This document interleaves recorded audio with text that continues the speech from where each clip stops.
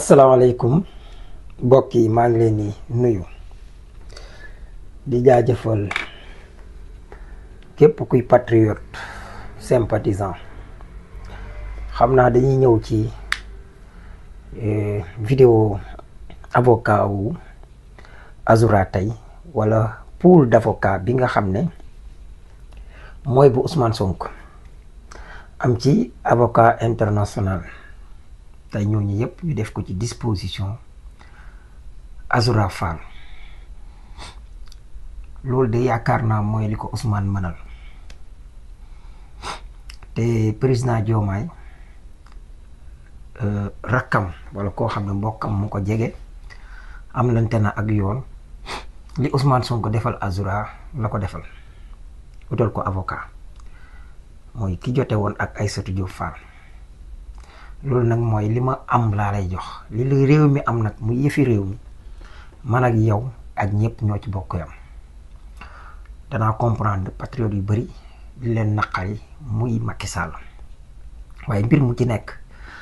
bu ku nekk toogee ba dal jàngataat mbir mi mu war a doon ak cant yàlla laata may ñëw ci loolu dama leen di bàyyi ngeen déglu maître Bamba Cissé bi mu génnee lu mu wax ñu ñëw ci. À la suite de son audition qui s'est déroulée sur un temps plus ou moins long depuis ce matin, assisté de ses avocats que sont Maître Abdinar Ndiaye ici présent, Maître Saïd Larifou et Maître Famara Fati, ainsi que nous-mêmes, Azoura Fall a fait l'objet d'un placement en garde à vue pour diffusion de discours contraires aux bonnes mœurs. Division des discours contraires aux bonnes mœurs jàpp leen loolu wasaare waxtaan woow wala wax jooy dàqante na ak suñu mbañ rus loolu mooy liñ ko topp ñu ñëw ci te division la wax c'est dëgg. Il faut rappeler que cette décision nous surprend à plus d'un titre parce que Azoura Fall a été victime d'un système corrosif et violent qui a régné au Sénégal pendant assez longtemps et qui a réprimé des patriotes. Azoura Fall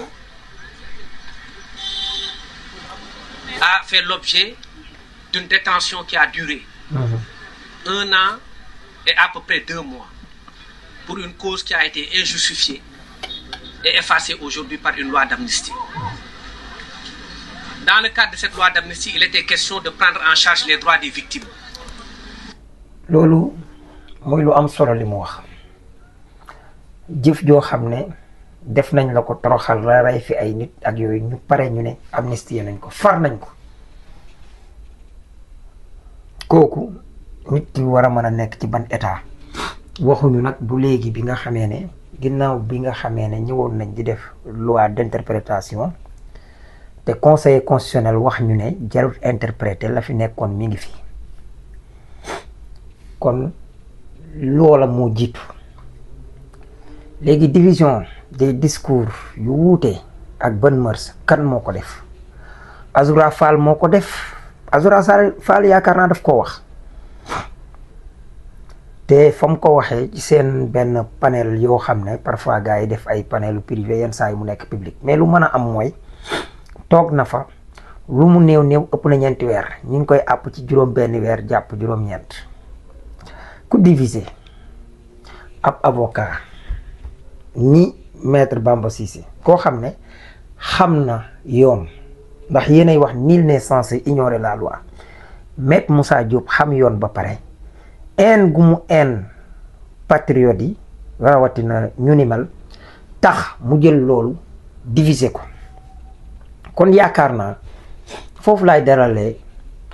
xelu patriote yi tey metti na naqar na ci xol ki am naqar te bañ a xam ci lu bari lim bëgg rek lay gis mooy àndoon ak doomu ndayam Azoura ñibbi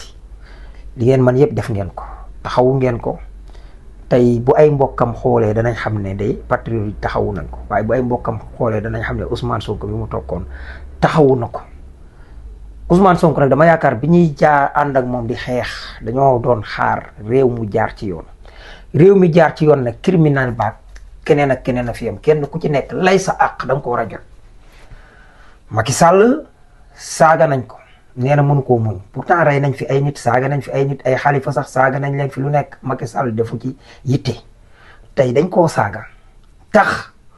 mu jóg porter plainte ñàkk jom bay bëgg a dee moom Mame Mbaye Niang dinaa leen ñëwal ci lan mooy nitu APR li ñu wuutele ñun ak nitu APR ak jëf ji nga xam ne moom ngeen jëf may ñaan ngeen bañ koo xeeb dama déglu Sen TV waa ju ñàkk jom ju ñemee yàlla mën a tappale déglul waa ji li mu wax ma ñëw tojal leen ko. am di xel mënu la ñangu Fatima sinon ce serait manquer de respect au président Bassirou Diomaye Faye. ak saytaane. nit mënu fee nekk ci réew mi fii saaga président de la république ci ndey ñëpp dégg ko nga continuer di bokk ci cortège du premier ministre dugg ci kër premier ministre selfie ak moom ànd ci cortège du premier ministre da ngay nekk ci 4e véhicule bi dans la flèche boobu ba tey kenn waxul ne da nga dof dara xewul nga saaga président de la république en exercice kenn jàpp la pour injure au président de la république pour offense au chef de l'État suñuy loi préparé ko protéger ci président de la république yow nga saaga un président qui n'est plus en exercice qui est sortant un président sortant qui n'est plus là ñu jàpp la naan dañ lay arrêté ça c'est manquer de respect au président Bassirou Diomaye Faye parce que président Bassirou Diomaye Faye il est un président en exercice c'est actuellement le président de tous les Sénégalais Macky Sall nekku fi dem na nekkutul président. fii damay wax ne sëñ bi ku xam turam na ko wax ne ko saa wolof nee na da ngay fen Azoura bi muy saaga président Diomaye Macky Sall moo doon président de la République en exercice dem leen ci constitution bi article 36 son alinéa 1 samay franca nag dese naa neex ndax damaa wolofe jàngiwu ma woon tubaab waaye loolu moom xam naa ko dafa wax ci alinéa 1 bi ne le président de la République élu entre en fonction président Diomaye lay waxal après la proclamation définitive des résultats de son élection et l'expiration du mandat de son prédécesseur. Alinéa 1 ñëw ci alinéa 2 wax ak Macky Sall le président de la République en exercice yàlla moo exercer bi nga fen léegi wax ne président Diomaye moom moo ko doon nangam président en exercice la wax le président en exercice reste en fonction jusqu'à l'expiration le président de la République en exercice reste en fonction jusqu'à l'installation de son successeur alinéa 2 article 36 alinéa 2 mu wan la ne da ngay fen doublé ba pare di tappale di jaxase di waaba jiba lii moo leen xamal ne waa APR yi amuñ satisfaction wax naa leen ko keroog nee naa leen ñi déposé mbir mi bu leen wóoree ni buñ ko déposé woon maanaam ñi publier mbir mi distribuer ko di way ay waa APR ak kulunaa yeeg tappalekat yi bu leen wóoroon ne buñ ko distribuer patriote yi li ëpp ci ñoom dañuy ñàkk ànd ci li jëfi Azoura ji am ci ñoo xam ne sax non seulement ñàkkuñ cee ànd yem ci sax dañoo jàpp ne Azoura daa réew ci ku nekk rek seen xalaat la parce que tamit penc mi nañ xam ne kenn ku nekk ak sa xalaat man saa wolof damaa jàpp ne Azoura li mu def du yoon moo xam réewande la wala wéredi la lu mën a am man mi jàpp ne xam Azoura ci jàpp ne léppam yegg si wut ndax am na lu tax mais am na keneen koo xam ne mayal kooku mu jàpp ne dafa réew mayal keneen ki mu jàpp ne waru ko woon même bu nangam ak nangam léegi nag dem na ci loxo fa mbaxana doone menn procureur wala juge d'instruction bi wala ñi ñuy wax ak ñooñu juge yi dañu am obligation ñoom procureur ñëpp enquêter en charge et en décharge ñaar yëpp suñuy enquête en décharge lépp lu mën a setal Azoura dañ ko war a xool indi ko teg xool faisabilité bi loolu buñ ko xoolee mën na leen a yóbbu ci te da leen a war a yóbbu ci ñu consulter médecin expérimenté bu attesté man li ma jàpp keneen jàpp ci day dem teg ko ci même bu fekkoon ne moo ko tey mu teg ko ci ne yembut wala sax mu am circonstance atténuante du noonu lañ koy wax yenn saa yi baat boobu yenn saa yi gars yi di ma ci beqi mais da ngeen comprendre ne wolof ji mooy wax loolu benn la moo tax man ci sama mbir ma ne woon képp ku bëgg Azoura ci yéen ko jàmm làqatu wala nëbbatu wala daw bu mu ci mën a doonul li gën ci moom rayut nit jaayut dorog këppul kees deful yëfi ñàkk jom ni Macky Sall kon na siggi même bu saaga woon Macky Sall ndey ci suñu yoonu réew mi bañ ko saaga Macky Sall saaga yu nit di sax bu ko neexee sax nit ndamoo ko saa wolof moom moo dul saaga mais saaga Macky Sall parce que daf laa naqari bu ko neexee sax ndamoo ko jël ci kaso ne sax fier ci bu ko neexee parce que nag bu doon Macky Sall jar na sax def na fi lu ëpp sax saaga mais dama yaakaar boo ko saagaa sax yaa ngi koy dimbale parce que amul jom benn jom amu ko loolu mu am mu wane foofu ne Macky Sall joxe na li mu am te yow sëñ boobu di wax ñeme yàlla toog seen TV man li ma jaaxal mooy culture générale yenn journalistes yi xaw ma nee na Aïssa ko doon dalal jàpp ma ne sax nee na Aïssa la wala keneen ki soxna seneen si wala keneen ki wala ku mu fa mën a doon mooy soit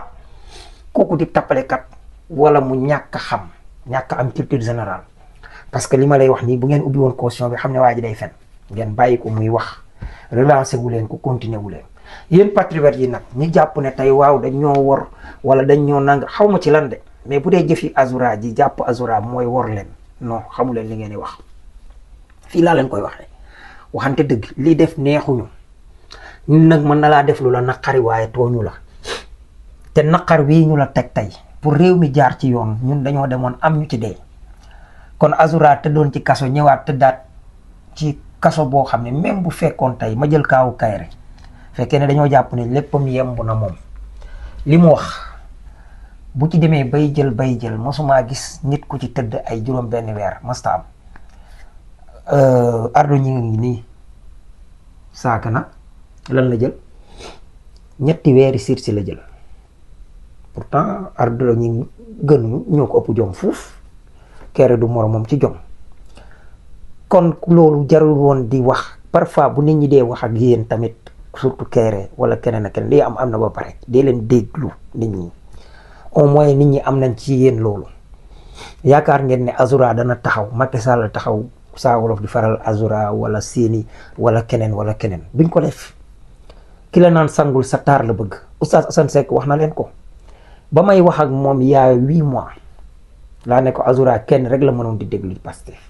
te kooku réew mi la tal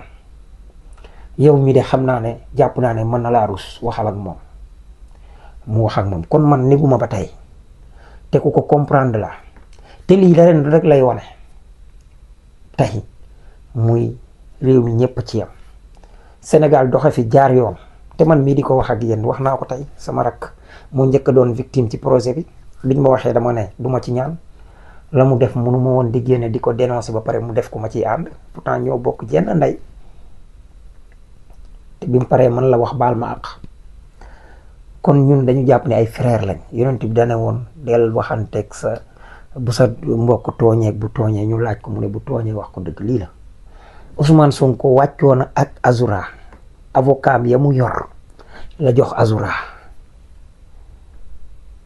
loolu mooy li am kon lu ngeen bëggoon lim mën a jox na leen ko jox nañu ko loolu ku ko sagoo wut léegi nag kanta taxaw Azoura ci wàllu fajam ak ñeneen loolu moom fii laa koy waxe ñii bokk ci projet bi doon ay xaritu Ousmane wala ñu dekk ay DG wala nangam ñii ñuy wax ne su lii jeexee jàll am na ci ñoo xam ne am nañ lu ñu xam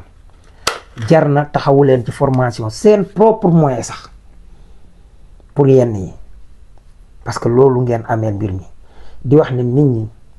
kuy jooy mënta nax kuy jooy man jàppoon naa ne gënoon ngeen a dëgër lii mais nag dañ leen di comprendre na ngeen xam ne tey jubanti la dañ doon jubanti far mu daanu suñ kaw comme ni ko benn commentaire defee daan na suñ kaw nañ dem faju suñuy gaañu gaañu ak suñuy naqar te xam ne lii danañ ko faj. lii moo leen di wan ne réew mi kulunaa yi duñu am jàmm ñi jubati ñoom xam nañu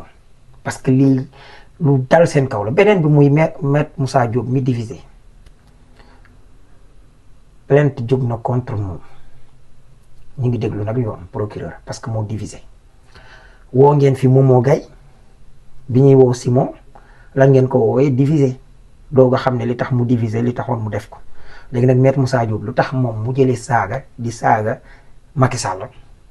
di ko teg di ko diviser. kon loolu monsieur le procureur man de du ma taxaw naan la defal sa liggéey wala naa nga parce que xam nañ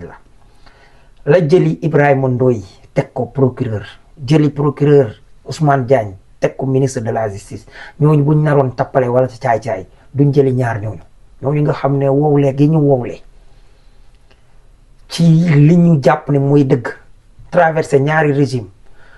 bu ñu naroon defuk caay-caay duñ dem ci moom kon jarul mën naa leen def leen seen liggéey jërëjëf raw leen guddi